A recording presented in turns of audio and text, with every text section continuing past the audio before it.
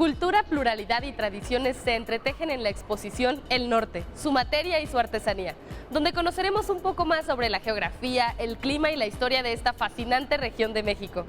Yo soy Alexia y desde el Museo de Arte Popular en el Distrito Federal, esto es De Todo. Comenzamos.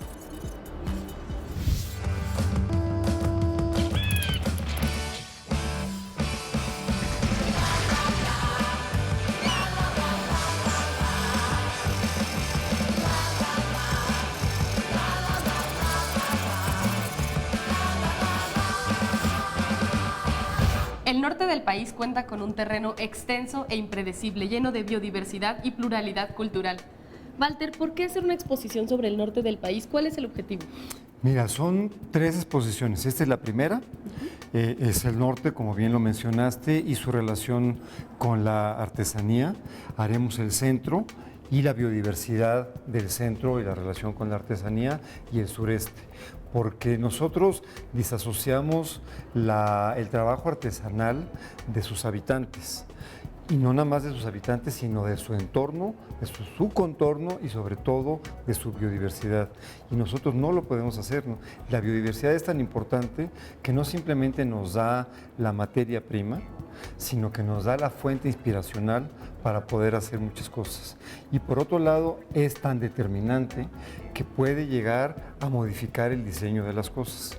No es lo mismo un contenedor de agua en el norte, donde viven temperaturas extremas y donde el calor es bestial, y tienen que hacer el diseño de sus contenedores con una boca muy pequeña para que no se evapore, a los contenedores de agua del sureste, donde hay una gran cantidad de agua y por otro lado necesitan una boca muy abierta para poderse refrescar constantemente.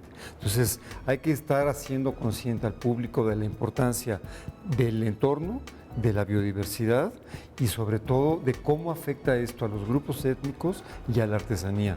Si nosotros descuidamos lo que estamos haciendo durante muchos años en este país, la flora y la fauna, vamos a terminar con nuestra artesanía y vamos a terminar a la larga con los grupos étnicos. Ya hoy en día hay grupos donde cuentan con 4 personas, 2 personas, 16 que hablan las lenguas. Estamos verdaderamente haciendo un ecocidio y el ecocidio nos lleva a destruir también parte de nuestra cultura, parte de nuestras tradiciones y a la larga parte de la idiosincrasia de México. No podemos pensar en México que tenemos esta riqueza cultural simplemente porque tuvimos la gracia de ser mexicanos y vivir aquí. Tenemos esa ventaja porque vivimos en una zona ecuatorial y donde por alguna razón somos la 4ª biodiversidad más importante del mundo. Walter, el norte del país es prácticamente semidesierto, pero también tiene otros bioclimas que determinan, por supuesto, la flora, la fauna y las actividades cotidianas de las personas que lo habitan. Claro. Sí, mira, en esta exposición lo que hacemos es una división radical. Son 3 estados de la República. No quiere decir que la división geopolítica esté bien o esté mal hecha. Existe simplemente y no nos vamos a pelear con eso.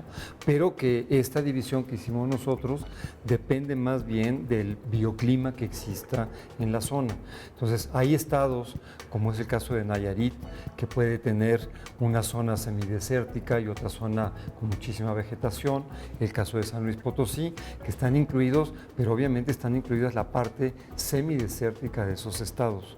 Por lo tanto, estamos contando prácticamente de Durango, San Luis, Nayarit, hacia arriba del territorio nacional. Es tan alta la temperatura y tan grande la escasez de agua que los animales han adaptado su modo de vida a los periodos nocturnos. Muchas personas, Walter, pensamos que no hay nada en el desierto, pero no, hay una gran variedad de vida silvestre. Así es una adaptación que tienen los animales, las plantas inclusive, y el ser humano. Por lo tanto, escogemos las horas que sean más viables para poder sobrevivir, dado que, como mencionamos hace rato, las temperaturas son muy altas, entonces los animales salen en forma nocturna, las plantas muchas veces eclosionan también durante la noche y obviamente el ser humano puede trabajar más cómodo en horarios donde no está pegando el sol de plomo, porque verdaderamente son temperaturas muy altas. Entonces, eso nos va determinando también cómo nos conformamos y cómo utilizamos a la fauna dentro de todos estos contextos. ¿Y qué tipo de animales podemos encontrar en esta región? Mira, prácticamente de todas las familias, todas las especies están muy bien representadas. Las aves, aves de presa hay muchísimas, hay muchísimo mamífero. El mundo de los insectos es muy rico en toda la zona del norte, pero prácticamente podemos encontrar casi de todo, aunque en menor cantidad y en ejemplares mucho más reducidos, o sea, las familias son más reducidas. No vamos a encontrar, si quieres, linces, jaguares, pumas, vamos a encontrar algunos de los pumas que se desarrollan bien en la zona, o león de montaña, como le llaman en Estados Unidos, pero no vamos a encontrar todas las especies de felinos. Pero hay una enorme variedad. Aquí, por ejemplo, tenemos muy claramente los pelícanos, que a pesar de que los encontramos prácticamente en todas las costas de la República Mexicana, en la parte del norte es donde más habitan los pelícanos, donde encontramos mayor cantidad, precisamente por esta correlación con el medio ambiente. Hay, por ejemplo, una especie de polilla que se utiliza muchísimo para la danza del venado. Los mayos y los seris lo utilizan para hacer sus cascabeles, pero que tienen un uso sustentable que nosotros desconocemos y que a la larga nosotros lo que estamos haciendo es, si la explotamos irracionalmente como lo estamos haciendo, vamos a acabar con la especie. ¿Qué quiero decir con esto? Los cascabeles se forman del capullo de esta polilla, que es la Rotfieldia cintra, y que los mayos, después de que eclosiona y que sale la polilla, recuperan el capullo, le ponen unas piedritas de hormiguero que están muy bien redondeadas, lo cocen, entonces sirve como cascabel. Los mestizos llegamos y entonces matamos a la polilla para quitarle el capullo, y entonces no dejamos que se reproduzca, por lo tanto interrumpimos el ciclo natural, y eso está generando que hoy en día se esté acabando esta polilla. Al mismo tiempo, y por lo tanto acabaremos con ese tipo de cascabeles para la danza del venado. Por otro lado, en esta misma danza utilizan unos cinturones con cascabeles que antaño eran las pezuñas de los venados cola blanca. Hoy en día ya no hay venado, por lo tanto, porque lo han estado cazando indiscriminadamente, han tenido que utilizar otras cosas. Y tenemos algo que produce un sonido, pero que es verdaderamente aberrante, que son los casquillos de las balas que se utilizan para conformar estos cinturones. Entonces, como ves, hay una adaptabilidad, pero al mismo tiempo hay una llamada de atención al público. No podemos seguir acabando con nuestra fauna, porque, insisto, está acabando con nuestra cultura y parte de nuestro folclore. Hay una imagen que también tenemos aquí, que es un petroglifo que tiene alrededor de 10.000 años, que un oso erguido, se ve perfectamente el diseño del oso, se le ve la textura de la piel, se ven los genitales del animal. Y tenemos al oso negro, que prácticamente está desaparecido en el estado de Coahuila, de donde en antaño abundaba. Entonces vamos teniendo ejemplos de esa naturaleza. El abulón, no se diga, se ha utilizado muchísimo la concha del abulón desde tiempos prehispánicos como utensilio o un instrumento musical, el famoso caracol y la llamada de caracol. Se habla de que había ya asentamientos humanos que manejaban conchas para hacer trabajos de cierta belleza, tanto humana como en aplicaciones, desde antes de la llegada de los españoles. Hoy el abulón es un producto de lujo porque se ha explotado al máximo y ya prácticamente se ha acabado en las costas de Baja California. Y esa explotación también nos ha llevado precisamente que ahora estén inundadas todas las playas de animales muertos. Tenemos en otros casos, por ejemplo, insectos que abundan, en el caso de Durango, el famoso escorpión alacrán de Durango, que es el símbolo de Durango. El símbolo de Durango, y que se hacen muchísimas artesanías con eso. Ahí no ha habido una explotación irracional, sino que se explota de forma sustentable y está la abundancia que de alguna manera se puede atrever a la gente a hacer ese tipo de cosas. Pero el hecho de que exista una gran abundancia de cierta especie no nos garantiza que no nos las vayamos a acabar. Cuando pensamos en la fauna del norte, vienen a nuestra mente serpientes, invariablemente. Serpientes, venados, ¿qué otra cosa podemos encontrar? Mira, hay inmensidad de especies, cimarrón, borrego cimarrón, venado cola blanca, una gran variedad de aves de rapiña, muchas lechuzas y búhos de diferentes tamaños y adaptabilidad a la zona. Tenemos un animal que es muy especial para México, ha sido objeto de estudios permanentes en términos científicos, tanto para México como para Estados Unidos, que es el monstruo de Gila. Es un reptil, un lagarto muy venenoso, muy fuerte su veneno, y de alguna manera esto nos ha permitido que las universidades, tanto de Estados Unidos como de México, estén trabajando conjuntamente e interdisciplinariamente también para poder saber más sobre este veneno y cómo poder aprovecharse de los anticoagulantes que tiene el animal para poder hacer una serie de experimentos. Entonces, insisto, creo que la variedad de animales es muy grande y vamos a ver la cantidad de flora que también hay. En las Perfecto. plantas. Vamos a conocer la flora del norte. Perfecto, vamos para allá.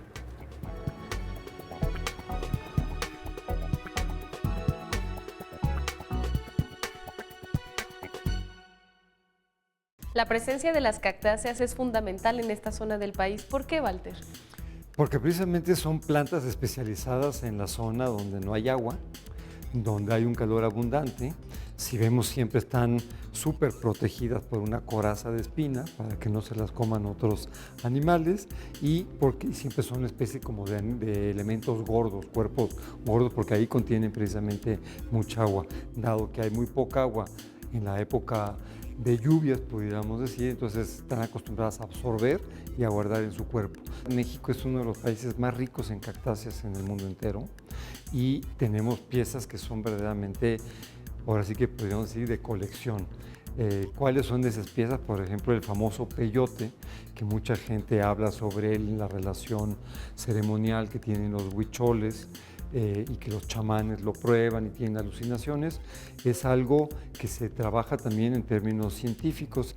Están las famosas, la pita, el cinturón de pita, que es típico del norte, que es una fibra que se saca de un agave y que es una fibra muy fuerte, durísima, y que hoy en día la pita silvestre también ya está amenazada de extinción. Entonces, hoy en día los cinturones de pita se están sacando de la fibra del agave azul para el tequila, que de alguna manera sustituye y es de alguna manera muy utilizado, pero no tiene la dureza que tiene la pita silvestre. Y a su vez entendemos que el murciélago está desapareciendo en toda esa zona, porque el murciélago era el que de alguna manera polinizaba esta planta, y hoy en día que no tenemos ya el murciélago, empieza a escasear la planta. Entonces siempre hay una relación entre todo esto. Pero esta riqueza que tenemos, esto es una muestra verdaderamente insignificante de las plantas que nos ha prestado el Instituto de Biología de la UNAM, al cual agradezco firmemente y de una manera muy amplia, porque no simplemente nos ayudaron con el jardín botánico, todas las especies de animales y de vegetales que están en esta exposición son prestadas por el Instituto de Biología de la UNAM en su dirección de crustáceos, de arácnidos, de plantas, en fin, de todas las direcciones que hay, y que es un apoyo invaluable que hemos tenido por parte de la UNAM y del Instituto de Biología. Walter, ¿y de qué otras plantas está compuesta la flora del norte? Hay una gran cantidad, por ejemplo, una de las cosas típicas y representativas de la zona oeste, de la costa oeste de la República Mexicana, es el famoso palo fierro, un árbol de madera muy dura, muy extremosa por el mismo sitio donde crece, donde es utilizado este palo fierro para hacer las figuras que conocemos todo el mundo, los pez vela, las ballenas, las focas, los delfines, las águilas reales, en fin, una enorme cantidad. Entonces es una infinidad del famoso orégano del desierto, por ejemplo, que es una de las cosas más preciadas en el mundo de la gastronomía, que también influye muchísimo en toda la zona, en toda la historia gastronómica del norte del país, y que es una de las más reconocidas en términos de la cocina mexicana. Por supuesto, las plantas componen una parte muy importante de la gastronomía y también de los utensilios de las personas que viven en el norte. Sí, mira, nosotros, por ejemplo, sabemos que muchos de los grupos étnicos que están en toda esa zona, o todas las etnias que trabajan por ahí, tienen en las famosas cactáceas, pero en los órganos, un recurso de agua impresionante, porque llegan, las cortan y los exprimen y de ahí obtienen agua. Entonces, no simplemente en términos de gastronomía y del gusto que podemos tener y sacarle a las recetas, sino como un método de subsistencia.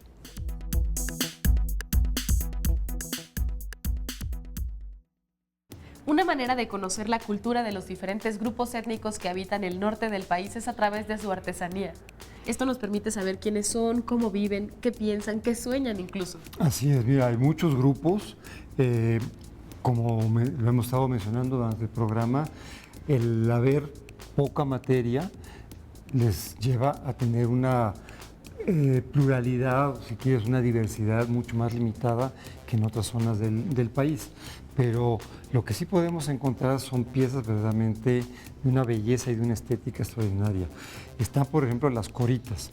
Son canastos que, aunque la gente no lo crea, se utilizan para guardar el agua y que es una fibra, es un árbol, un arbusto de forma arbórea que las mujeres de los seris la mastican para poder suavizarla.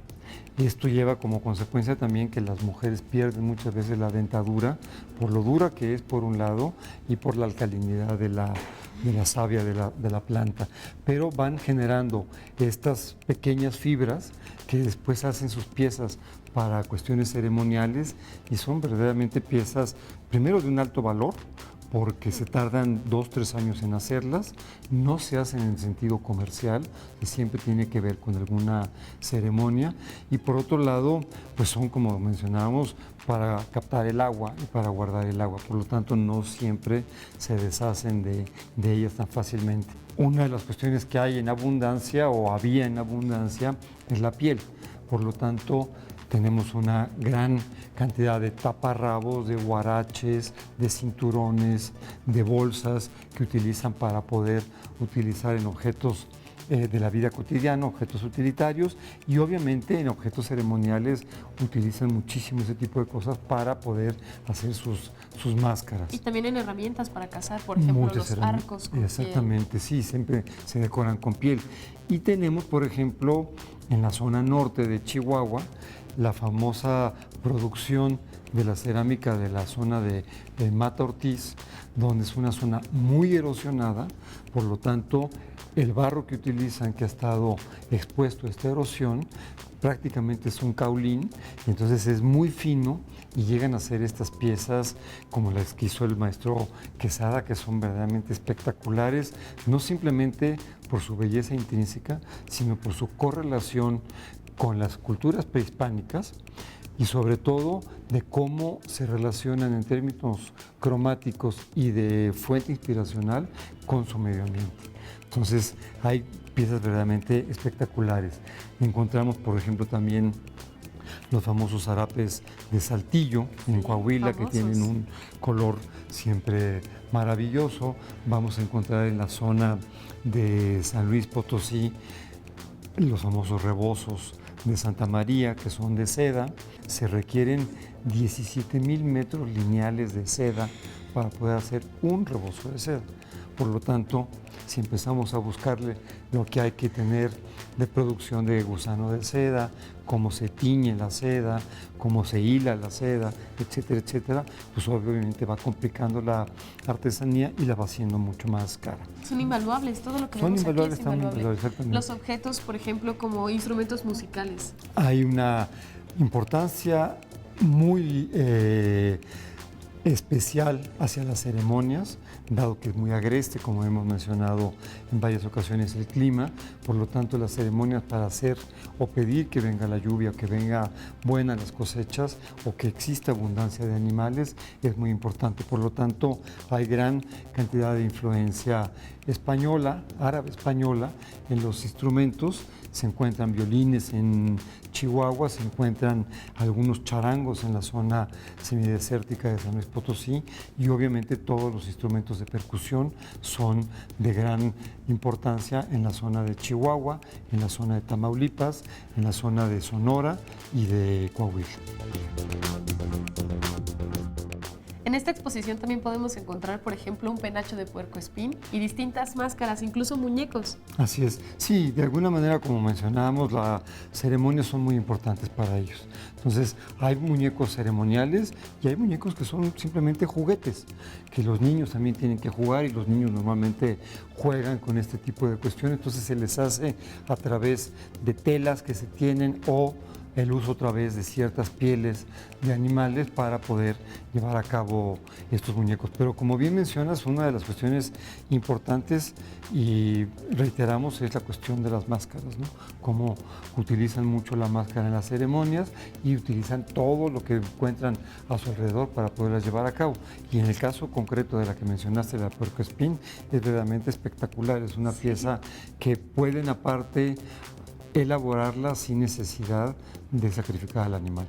Entonces le quitan las espinas al puercoespín que le van a volver a crecer y hacen finalmente su penacho. Entonces hay cosas que realmente son muy importantes de cómo ellos mismos iban cuidando para el uso de sus artesanías, para el uso de sus objetos utilitarios, todo este complejo de equilibrio entre la fauna y la flora y el ser humano invadiendo un terreno que no era nuestro.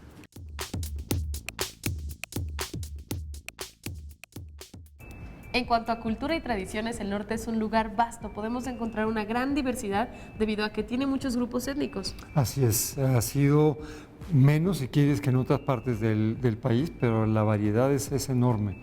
Hay grupos, bueno, los coras, por ejemplo, los seris, los mayos que llamamos tepehuanos, huastecos, en fin, hay una cantidad, huicholes, rayados, en fin, hay una cantidad de etnias en toda la zona que han estado trabajando y que han asentado sus reales para poder sobrevivir. Pero también sobre eso hay que llamar un poco la atención. Cada día son menos los grupos, cada día debido a muchas circunstancias, pero una de ellas es la discriminación y la falta de atención por parte de las autoridades, han ido desapareciendo estos grupos y hoy podemos encontrar grupos que hay prácticamente 4, 6, 15 miembros de los grupos o de las etnias que todavía sobreviven y que pueden hablar la lengua.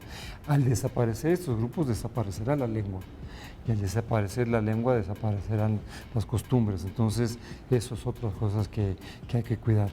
Y podemos conocer mucho sobre estos grupos étnicos a través de su ropa. La vestimenta tradicional que utilizan sigue siendo vigente y es muy bella. Sí, mira, en muchísimos casos, por ejemplo, en el caso de cómo se visten los huicholes, no nada más podemos reconocer al huichol cada vez que nos los encontramos, sino que podemos conocer su rango y su origen familiar dependiendo de los bordados que tienen. Y en el caso, por ejemplo, de un vestido que está aquí de la zona de Aguascalientes, es un vestido deshilado, que son los famosos deshilados de Aguascalientes, que se utiliza básicamente para ceremonias de índole religioso y de índole agrícola. Siempre pensamos en la religión antes, pero hay que aclarar que la religión aprovecha las fechas de la agricultura para poder montar sus fechas sobre ellas y entonces de alguna manera poder aprovechar ese conocimiento, esa popularidad que tenían esas fechas de reconocimiento agrícola para las cuestiones ceremoniales religiosas.